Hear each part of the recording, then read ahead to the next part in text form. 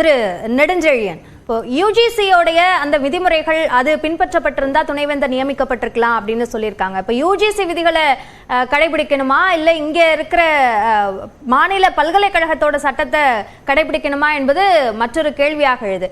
நீங்க சொன்னீங்க அந்த மாணவர்களுடைய ஒற்றுமை என்பது இல்லாமல் இருக்கு இப்படியான ஒரு விஷயங்கள்லாம் நடக்கும்போது அப்படின்னு. அப்படியான ஒரு புரிதலை ஏற்படுத்துறதுக்கு இப்ப இருக்கக்கூடிய கல்வி முறை தவறிடுச்சு அப்படின்னு பார்க்கணுமா?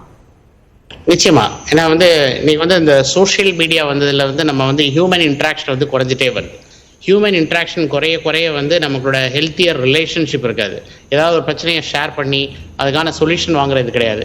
பட் இப்போ எனக்கு முன்னாடி பேசினவங்க எல்லாருமே என்ன சொன்னாங்க, நான் படிக்கும்போது ப்ரொஃபஸர் டாக்டர் விசி குழந்தைசாமி இருந்தாங்க. ஒரு பொலிட்டீஷியனை உள்ள விட மாட்டாங்க, யாருமே உள்ள வர முடியாது. ஒரு ஃபங்க்ஷனுக்கு நீங்கள் ஃபிக்ஸ் பண்ணுறதுனா ஒன்லி கான்வகேஷன் மட்டும்தான் பொலிட்டிக்கல் பார்ட்டிஸ் உள்ள அலோடு.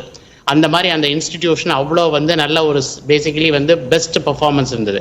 இன்னைக்கு எல்லாத்துக்கும் பொலிட்டிக்கல் வராங்க. நீங்கள் குற்றவாளிகள் குற்றவாளிகளாக தான் இருக்காங்க. கட்சிகள் ஆட்சிகள் மாறும்போது அவங்க வேஷ்டியை மட்டும் மாற்றிக்கிறாங்க, அந்த கொடியை மட்டும் மாற்றிக்கிறாங்க. மற்றபடி என்னை பொறுத்த வரைக்கும் அரசியலை தனியாக வைங்க, கல்வியை தனியாக வைங்க, ரெண்டையும் பிரிக்காதீங்க. அரசியல் அப்பாயின்மெண்ட் அது எந்த கட்சியாக இருந்தாலும் சரி, பொலிட்டிக்கல் அப்பாயின்மெண்டோட தான் வைஸ் சான்சலர். அரசியல்வாதிகள் வர்றதும் வேற வேற இல்லையா?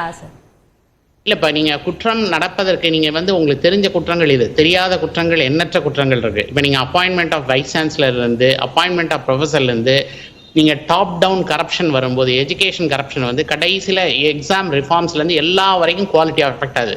த குவாலிட்டி ஆஃப் எஜுகேஷன் ஒரு காலத்தில் இருந்தது இன்னைக்கு பொலிட்டிக்கல் இன்டர்ஃபரன்ஸ்.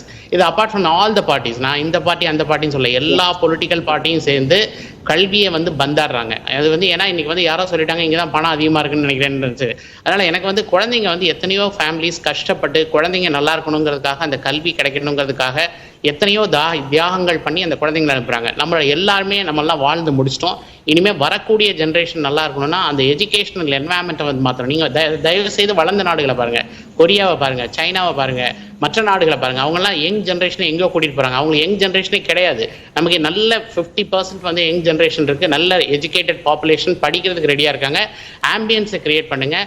வைஸ் சான்சலர் அப்பாயின்மெண்ட்டை பொறுத்த வரைக்கும் எனக்கு கவர்னரோ பொலிட்டிக்கல் பார்ட்டியோ ரெண்டு பேரும் சண்டை போடுறதை விட்டு கன்சென்சஸ் எடுத்து குழந்தைங்க நல்லா இருக்கணும், எதிர்கால கல்வி நல்லா இருக்கணும்னு ரெண்டு பேரும் ஒருமித்த கருத்தில் அதில் நான் பெரிய ஆளா நீங்கள் பெரிய ஆளான அஃபெக்ட் ஆகிறது சாதாரண குடும்பத்து மாணவர் படிக்க வர்றவருக்கு முறையான கல்வி, ஒரு தரமான கல்வி கிடைக்கிறது இல்லைங்க தான் மிகுந்த வேதனை தருகிறது. இதில் மெயினாக என்னென்னா இந்த பொலிட்டிக்கல் இந்த இது என்னைக்கு எஜுகேஷன் இன்ஸ்டிடியூஷனுக்குள்ளே வருதோ எல்லா பிரச்சனையும். ஏன்னா நான் இப்போ நீங்கள் சென்ட்ரல் கவர்மெண்ட் நீங்கள் பேசுனீங்கன்னா என்ஐடி ட்ரிச்சில் 2019 ஒரு கேர்ள் ரேப் பண்ணாங்க. இன்னைக்கு வரைக்கும் அந்த நியூஸ் வெளியே வரல, அதை அப்படியே மூடி மறைச்சிட்டாங்க. இது இந்நேரம் ஒரு பேசிக்கலி இந்த பொலிட்டிக்கல் அப்பாயின்மெண்ட் லீடர்ஷிப்பில் என்ன ஆகுதுன்னா நிறைய விஷயங்கள் வெளியே வர மாட்டேங்குது. மாணவர்களுக்கிடையே ஒற்றுமை இல்லைங்கிறது அது முக்கிய காரணம். ஏன்னா அந்த காலத்தில் எதுனாலும் கேட்கறதுக்கு மாணவர்கள் ஒரு குரூப் வரும், அவங்க பேசுவாங்க, அந்த ஒற்றுமை இருந்தது.